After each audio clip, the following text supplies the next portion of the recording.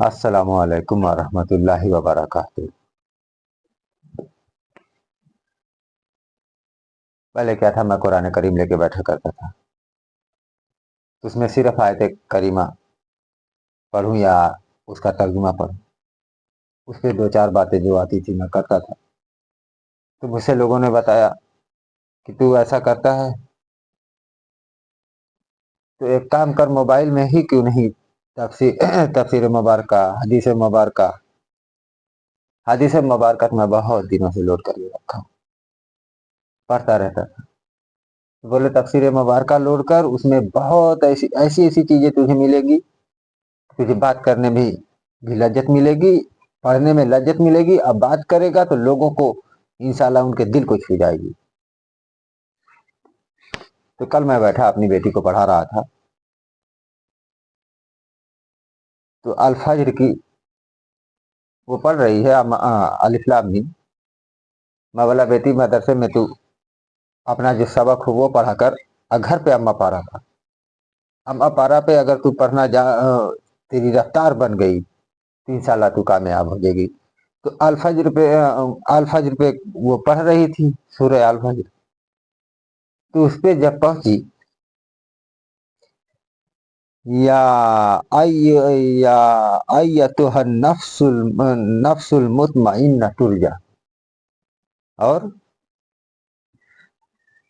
ترجعی الی ربک راضیۃ مرضیہ۔ مولا بیٹا رک، میں قرآن کریم کھولا ترجمے والا اور دکھانا شروع کیا، تو اس میں دیکھتے دیکھتے میں ایک چیز دیکھا قیامت کے بارے میں۔ مولا اس کی تفسیر مبارکہ، جب تفسیر مبارکہ دیکھا تو آنکھ نکل گئی، مولا بات اسی پہ کرنا چاہیے۔ تو پہلے برکت کے لیے پڑھ دیتا ہوں، اعوذ باللہ من الشیطان الرجیم، وجیاء یومئذ بجہنم یومئذ یتذکر الانسان وانیٰ لہ الذکریٰ۔ اس کا ترجمہ پڑھ دوں، انشاءاللہ آگے تفسیر پڑھیں گے۔ اور دوزخ اس دن حاضر کی جائے گی تو انسان اس دن متنبع ہوگا، مگر متنبع سے اسے فائدہ کہاں مل سکے گا۔ اتنا تو میں ترجمہ پڑھا، جب آگے تفسیر مبارکہ پہ آیا تو اللہ اللہ، انشاءاللہ اگر دل خوش نہیں ہوا، اگر دل کو بات چھو نہیں گئی تو کہنا۔ تفسیر قرطبی، ویسے میں نے یہ جو کتاب لوڈ کر رکھا ہے وہ تفسیر مظہری، تفسیر قرطبی نے کہا جہنم کو اس کے پیدائش کی مقام سے قید کر کے سرزمین حشر میں لایا جائے گا، اور سوائے پلصراط کے جنت کو جانے کا اور کوئی راستہ نہیں۔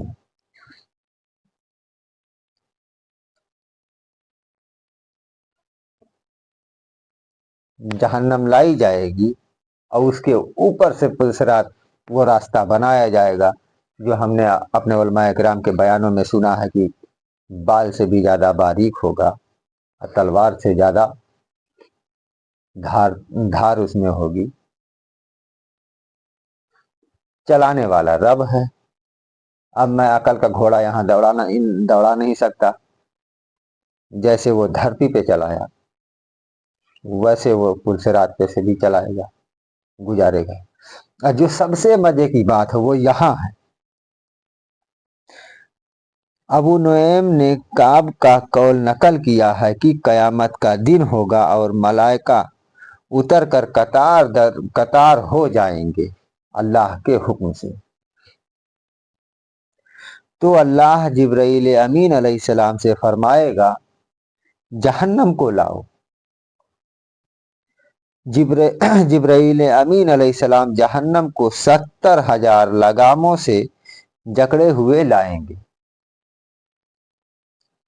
70,000 اس میں لگی ہوں گی، تو ہر لگام پہ ایک ایک فرشتہ اگر ہوگا تو 70,000 فرشتے تو یوں ہی ہو گئے۔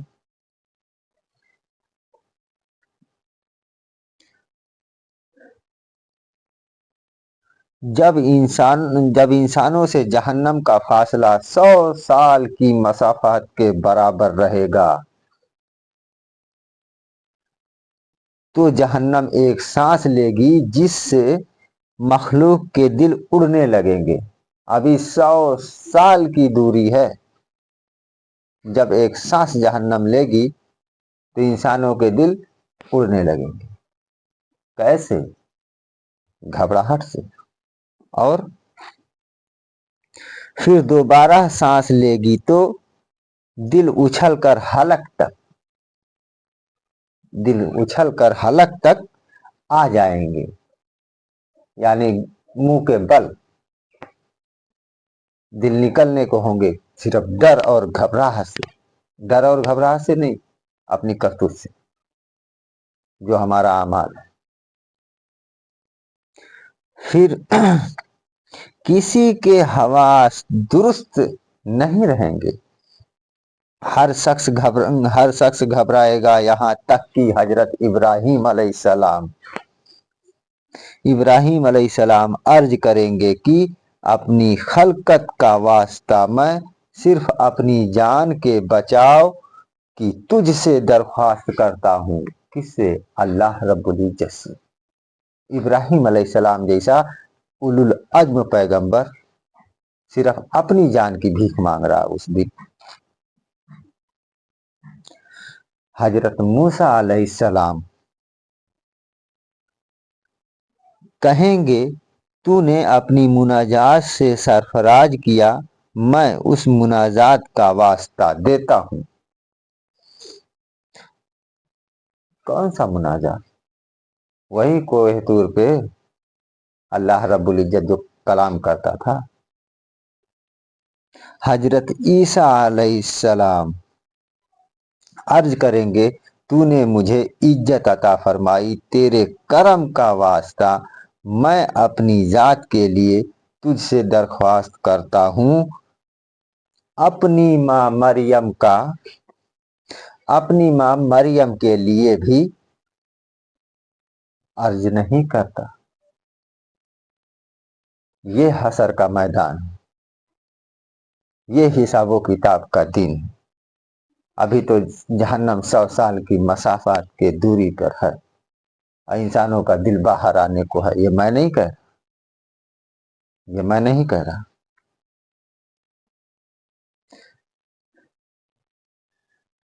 میں اپنی ماں مریم کے لیے بھی عرض نہیں کرتا۔ یہ غور کرنے والی بات ہے۔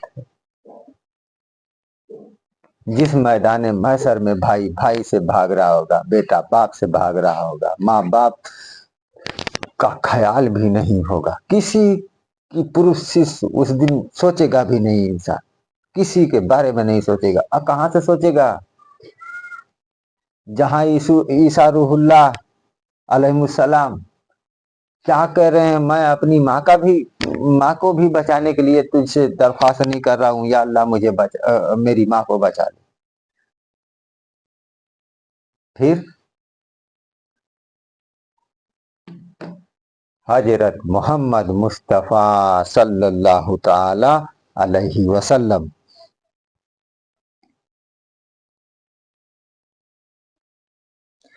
عرض کریں گے میری امت کو بچا، یا اللہ میری امت کو بچا،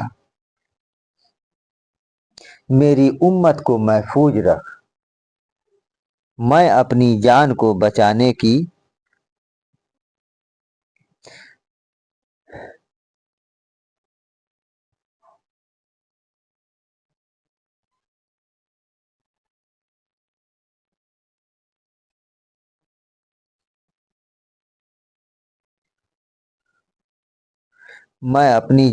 بچانے کی بھی تجھ سے درخواست نہیں کرتا۔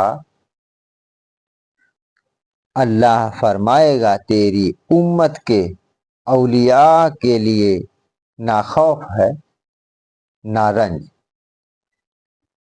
अपनी इज्जत की कसम मेरा रब्बुल आलमी कसम खा रहा है, अपनी इज्जत की कसम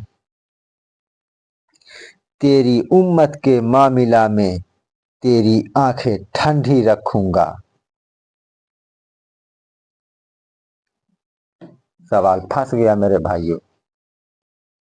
जहां इब्राहिम अलैहिस्सलाम से लेके ईसा अलैहिस्सलाम तक इतने बड़े बड़े उलुल अज़्म पैगंबर अपनी दुहाई लिए बैठे हों, वहां मेरे मुस्तफा जाने रहमत को अपनी गुनहगार उम्मत की पड़ी है। कौन गुनहगार? मैं। तो हम नौजवानों को थोड़ी सी तो का नाम है शर्म हया होनी चाहिए। कैसी?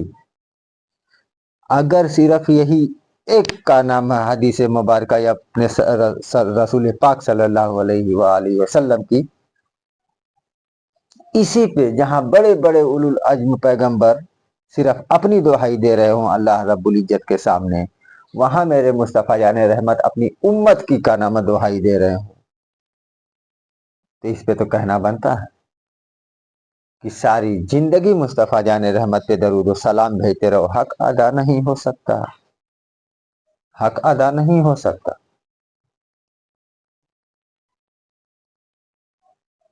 तो मेरे भाइयों, मैं आप लोगों से मुखातिब हूं, इन मुंह पिट्टों के पीछे मत पड़ो कि दरूद सलाम बिदत है। अगर मेरे भाई, अगर ये दरूद सलाम पढ़ना ही बिदत है तो ये बिदत सबसे खूबसूरत है। क्यों है?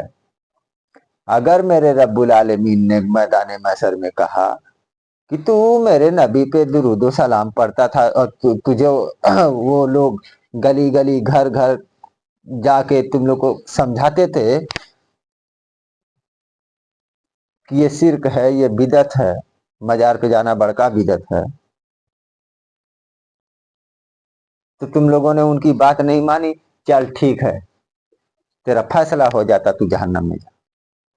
इससे बढ़ के सनद क्या मिल सकती कि जिसको रब्बुल आलमीन तूने कुरान करीम में सूरह अल हजाब में आयते मुबारका उतारा